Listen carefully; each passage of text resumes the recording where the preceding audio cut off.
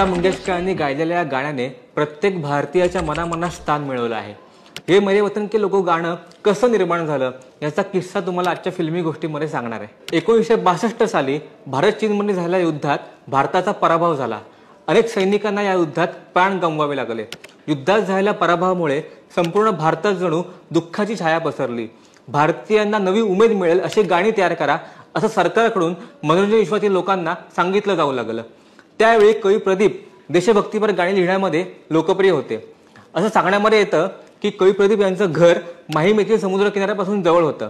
समुद्रावर फेरफटका मारत असताना प्रदीप यांना ये मेरे वतन के लोगो गाण्याच्या ओळी सुचल्या। त्यांनी रस्त्यावर चालणाऱ्या माणसाकडून पेन घेऊन सिगारेटच्या पाकिटावरील कागदावर या गाण्याच्या ओळी लिहिल्या। पुढे हे गाणं लता मंगेशकर गाणार असं ठरलं। 27 जानेवारी 1963 हा दिवस दिल्लीचं नॅशनल स्टेडियम खचाखच भरलं होतं। राष्ट्रपती सर्वपल्ली राधाकृष्णन आणि पंतप्रधान पंडित जवाहरलाल नेहरू उपस्थित होते। लता मंगेशकर यांनी त्यांच्या आर्त स्वरात ये मेरे वतन के लोगो गाण्याच्या ओळी गायला सुरुवात केली। हे गाणं ऐकतानाच पंडित नेहरूंचे डोळे पाणावले। इतकी वर्ष लोटली तरी हे गाणं ऐकून आजही आपण भावुक होतो। तर या गाण्याविषयी तुमच्या भावना आम्हाला कमेंटमध्ये सांगा आणि आम्हाला फॉलो करायला विसरू नका।